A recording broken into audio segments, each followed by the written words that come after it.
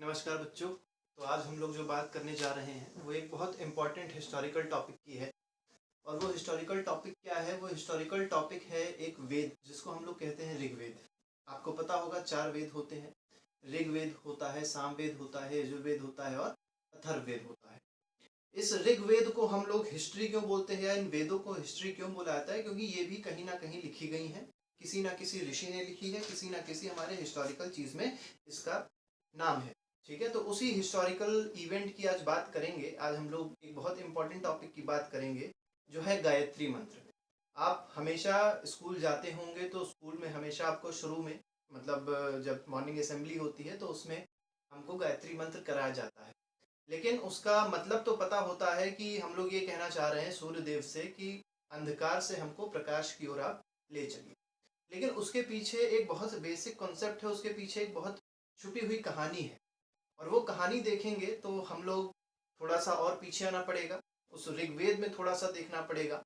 तो ऋग्वेद में सबसे पहले मैं आपको बता दूं कि ऋग्वेद में 10 मंडल हैं। 10 में से जो 2 मंडल हैं, जिस जो दो क्या जो 3 मंडल हैं, पहला, 9वां और 10वां, ये 3 मंडल ऐसे हैं जो बहुत सारे ऋषियों ने लिखे हैं। और जो दूसरा मंडल है वो ग्रत्स मद ने लिखा है। तीसरा मंडल जो है वो विश्वामित्र ने लिखा है। ऐसे ऐसे बहुत सारे जो ऋषि हैं उन्होंने अलग अलग मंडल्स लिखे हैं, किसके?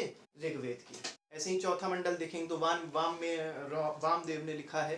पांचवा देखेंगे तो अत्रि ने लिखा है। छठा देखेंगे तो विश्वा भारद्वाज ने लिखा है। सातवां देखेंगे तो वशिष्ठ ने लिखा है। ऐसे ऐसे बहुत सारे मंडल जो है वो लिखे गए हैं। तो हम लोग जो मंडल आज देखने जा रहे हैं, वो मंडल मतलब एक पार्ट है। ठीक है, बहुत ज्यादा उसमें मत जाइए। मंडल मतलब क्या होता है? एक पार्ट होता है, इसके अंदर कई सारे प्रोज होते हैं, कई सारी चीजें लिखी होती हैं। तो तीसरे मंडल में जब विश्वामित्र लिख रहे थे तो उन्होंने गायत्री मंत्र लिखा और उसके पीछे की एक बहुत छोटी सी कहानी बताई। उसी कहानी को आज मैं आपसे शेयर करूंगा कि वो कहानी क्या थी। तो उस कहानी को शुरू करने से पहले आपको ये समझ में आना चाहिए कि हिंदू धर्म में 3 भगवान बताए गए हैं मेन, ब्रह्मा, विष्णु और महेश। तो जो क्रिएटर है वो कौन है? क्रिएटर है ब्रह्मा। ब्रह्मा, जय भगवान। तो ब्रह्मा क्या करते हैं? ब्रह्मा चीजों को क्रिएट करते हैं, नेचर को क्रिएट करते हैं। अब ये पीछे आप देख पा रहे होंगे कुछ लिखा भी हुआ है मैंने, ये मैं बताऊंगा अभी क्या है। तो ब्रह्मा नेचर को क्रिएट करने में इतना ज्यादा व्यस्त हो गए कि उनको सरस्वती जी जो उनकी वाइफ थी उनके लिए टाइम नहीं था। मतलब उनसे ना वो बात कर पा रहे थे, ना कुछ कर पा रहे थे, इतना बड़ा काम उनको दे दिया गया था। तो सरस्वती जी इससे बहुत ज्यादा दुखी थी। ब्रह्मा जी के पास जाती हैं और ब्रह्मा जी से कहती हैं कि भगवान ऐसा है कि आप ये काम किसी और को दे दीजिए। तो ब्रह्मा जी कहते हैं कि ये काम ही इतना बड़ा है, इसमें इतनी ज़्यादा एनर्जी चाहिए कि और कोई इस काम को नहीं कर पाएगा, तो मैं किसको दे दूँ? तो उसी दिन, उसके एक आध दिन बाद क्या होता है कि सरस्वती जी को एक दिखाई पड़ते हैं सूर्यदेव। सूर्यदेव दिखाई पड़ते हैं तो सरस्वती जी कहती हैं कि अरे ये जो सूर्य है इसके पास तो बहुत एनर्जी है। हम लोग पढ़ते भी हैं फिजिक्स में कि sun is the ultimate source of energy. जो पूरी एनर्जी है नेचर में वो किसकी वजह से है? सन की वजह से है। तो वो सोचती हैं कि अगर ब्रह्मा जी इनको अपना काम दे दे तो हमारा तो काम बन जाएगा, हमको टाइम भी मिलेगा, हम खुश भी रहेंगे और ब्रह्मा जी भी आराम में हो जाएंगे। तो वो बुलाते हैं सूर्यदेव को और सूर्यदेव से कहते हैं कि ब्रह्मा जी के पास जाओ और वो जो काम कर रहे हैं उसको आधा तुम बांट लो और आधा वो कर लेंगे। सूर्यदेव यही करते हैं। सूर्यदेव जाते हैं, ब्रह्मा जी उनको काम दे देते हैं। जब काम दे देते हैं, मतलब जब कुछ वर्क दे देते हैं सूर्यदेव को, तो सूर्यदेव कहते हैं कि सूर्यदेव घर पहुंचते हैं, सूर्यदेव काम करने में लग जाते हैं। अब सूर्यदेव काम कर रहे थे तो उसी में क्या होता है, इतना ज्यादा काम में वो विलीन हो गए, इतने ज्यादा लीन हो गए काम में कि अब उनको बिल्कुल भी वक्त नहीं मिला अपनी पत्नी के लिए, जिनका नाम था छाया। अब छाया परेशान। जो वहाँ पहले सरस्वती जी का हाल था वो अब छाया जी का हाल हो गया। तो छाया भी परेशान। छाया जो है वो सूर्य की पत्नी है, तो छाया परेशान। अब छाया ने कहा कि भैया आप हमको टाइम नहीं दे रहे हो, तो अपना काम डिवाइड कर लो। तो डिवाइड करने के लिए किसको भेजे? उनको तो कोई सूर्य मिल नहीं रहा है, चंद्रमा काम दे नहीं सकते, वो बेकार है, उसके पास तो इतनी ताकत है नहीं। तो इनको पता चला, तो इनको लगा कि यार ये जो हमारे पास काम बहुत ज्यादा है, ये हम 2 लोग को बांट सकते हैं। और दो लोग कौन है? वो 2 लोग उनके बच्चे हैं, उनके बेटे हैं। वो 2 बेटे कौन थे? तो उनमें से एक बेटा था यम और दूसरे बेटे थे शनि।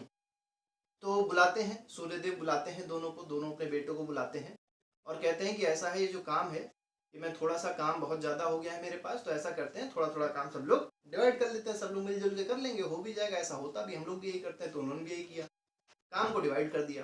अब जब काम को डिवाइड किया तो क्या काम डिवाइड किया वो जानना बहुत जरूरी है। तो शनि से कहा कि तुम बेटा ऐसा करो कि ऐसा है कि जितने लोग पृथ्वी पे हैं और वो बहुत बुरे कर्म कर रहे हैं, ठीक है, और उनका बुरे कर्म का जो घड़ा है बिल्कुल भर चुका है, तो ऐसा करना उनकी राशि में जाके बैठ जाना, मतलब उनके सर पे जाके बैठ जाओ और 7.5 साल तक बैठे रहो। 7.5 साल तक बैठे रहो, तब तक उनको परेशान करते रहो जब तक वो 7.5 साल ना खत्म हो जाए और उनके पाप बिल्कुल खत्म ना हो जाए। तो ऐसा ही हुआ, शनि आते हैं, शनि 7.5 साल तक सर पे बैठे रहते हैं। आपने सुना भी होगा 7.5 शनिचर, तो यहीं से वो भी कहानी बनती है। अब हुआ क्या, एक बार हुआ क्या कि एक लड़का बहुत चालाक था। लड़के ने किया क्या, लड़के पे शनि जब बैठ गए, लड़के को परेशान करने लग गए, तो लड़के ने सुसाइड कर लिया। अब सुसाइड कर लिया तो शनि भगवान परेशान कि पापन तो हमसे कहा था 7.5 साल तक परेशान करना, ये तो पहले ही सुसाइड करके निकल लिया, अब क्या करें। तो वो दौड़े दौड़े जाते हैं सूर्य के पास, अपने पापा के पास जाते हैं, कहते हैं पापा पापा ऐसा हो गया, सुसाइड कर लिया। तो पापा कहते हैं चलो ठीक, तुम्हारा काम बस इतना ही ना, तुम जाओ। पापा क्या करते हैं, पापा बुलाते हैं यमराज को, यम को बुलाते हैं, मतलब जो उनका दूसरा लड़का था, उससे कहते हैं तुम बताओ, तुम्हारा काम बताते हैं। तो उसको कहते हैं कि ऐसा है, वो जो जिस लड़के ने सुसाइड किया उसकी जाओ आत्मा निकाल लाओ, उसकी आत्मा अपने पास जाके बुला लाओ और उसको अब तुम परेशान करो, और उसको अब 7.5 साल तक उसकी आत्मा को परेशान करो, मतलब जो उसने परेशानी जो शनि ने करी थी वो पूरी खत्म। अब कौन परेशान करेगा 7.5 साल तक, आत्मा परेशान। इसीलिए जब आप देखिए तो हिंदू धर्म में इस सुसाइड को, इस आत्महत्या को बहुत बड़ा पाप बताया गया है, ठीक है। तो यही सब छोटी छोटी कहानी यहीं से आती है। अब क्या हुआ, जब ये सब चीजें खत्म हो गई तो फिर लोग और ज्यादा चला, तो उसी में एक ऋषि थे, उन्होंने कहा कि ऐसा है कि ये सब जो परेशान करने वाली चीजें हैं ये दो लोग कर रहे हैं। कौन, ये दो लोग कर रहे हैं, उनका नाम है शनि और यम, यमराज। तो वो कहते हैं कि ऐसा है, मैं आपको एक मंत्र बताता हूँ, और वो मंत्र था ओम भूर्भुवः स्वः तत्सवितुर्वरेण्यं भर्गो देवस्य धीमहि धियो यो न प्रचोदयात्। अगर आप ये करेंगे तो आप कोई परेशान नहीं कर पाएंगे, क्योंकि ये किसका मंत्र है, ये इनके पापा का मंत्र है, और पापा को ये चीज पता चल जाती है। फिर पापा लड़कों से कह देते हैं कि ऐसा है कि अब जो ये वाला मंत्र पढ़ेगा, जो भी इंसान ये वाला मंत्र पढ़ता है, चाहे उसने जितने भी पाप किए हो, उसको आप परेशान नहीं करोगे, उससे हम निपट लेंगे। तो यही होता है, और वो उनसे क्या करते हैं, वो उनसे निपट लेते हैं, ठीक है। और वो फिर इसीलिए हम लोग क्या करते हैं, इसीलिए हम लोग इस मंत्र को, इस गायत्री मंत्र को रोज रोज सुबह करते हैं, और ये मनाते हैं भगवान से कि हमारे अंदर जितना भी अंधकार है उसको क्या कर दिया जाए, प्रकाश में कन्वर्ट कर दिया जाए। ऋग्वेद में आप जब देखेंगे तो ऋग्वेद में 4 वेद बताए गए हैं, वो भी मैंने आपको बताया, उसी तरीके से 4 युग भी बताए गए हैं। उसमें से पहला युग है सतयुग। ये तो कहानी हुई गायत्री मंत्र की, लेकिन अगर थोड़ी सी बात करी जाए युग की, तो देखिए युग कितनी इंपॉर्टेंट चीज बताता है, आपको एक बहुत फिजिकल कॉन्सेप्ट उससे पता चलने वाला है। क्या पता चलने वाला है वो सुनिए, कि युग कहता है, वेद कहते हैं कि 4 युग हैं, जिसमें सबसे पहला है सतयुग, जो सबसे पहले वाला था। फिर सत के बाद आता है, देखिए मैंने ये चीज लिखी भी हुई है, सतयुग आता है, फिर त्रेता आता है, फिर द्वापर आता है, और फिर कलयुग आता है, ठीक है। अब ये चीज आप देखिए कि सतयुग में 1726 मैंने लिखा है, इसका मतलब क्या है। तो पहले हम यहाँ से स्टार्ट करते हैं जिसमें हम लोग जी रहे हैं, दैट इज कलयुग। कलयुग कहा गया है ये वेदों में कि कलयुग की जो अवधि है, जो टाइम इंटरवल है, वो 4,32,000 साल का है, मतलब 4,32,000 साल तक ये कलयुग रहेगा। इसका डबल है द्वापर, द्वापर कितने साल तक रहेगा, 8,64,000 तक, 64,000 साल तक। उसके बाद देखेंगे तो 12,96,000 है, 12,96,000 इतने साल तक, और ये है 17,26,000, इतने साल तक ये सब रहने वाले हैं। रेशियो जब आप देखेंगे तो 1 2 3 4 ऐसा रेशियो मिलेगा, मतलब जैसे जैसे पाप बढ़ते हैं वैसे वैसे टाइम पीरियड क्या हो जाता है, कम हो जाता है। इस पीरियड में कोई पाप नहीं करता था तो 4 गुना लोग जीते थे, यहाँ बहुत ज्यादा पाप करने लग गए तो लोग क्या होते हैं, कम जिएंगे। अब देखिए ये कितना अच्छा कॉन्सेप्ट है कि आप जब देखेंगे तो ये वाली जो डायरेक्शन होती है क्या होती है, नॉर्थ होती है। ये वाली डायरेक्शन देखेंगे तो ईस्ट होती है, ये क्या होती है, साउथ होती है, और ये क्या होती है, वेस्ट होती है।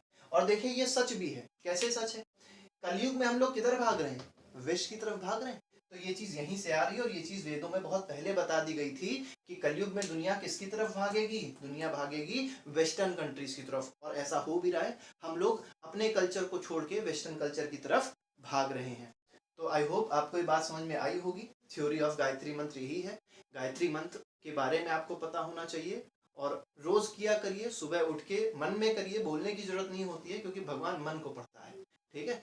तो बने रहिए, अगला लेक्चर जो आपको मिलने वाला है वो शायद क्विज होगी, ठीक है, केमिस्ट्री की क्विज भी लगी हुई है, तो उसको भी पढ़ते रहिए। और आपका काम है पढ़ाई करना, पढ़ाई करते रहिए, हमारा काम जो है वो हम भी करते रहेंगे। टिल देन गुड बाय, धन्यवाद, जय हिंद।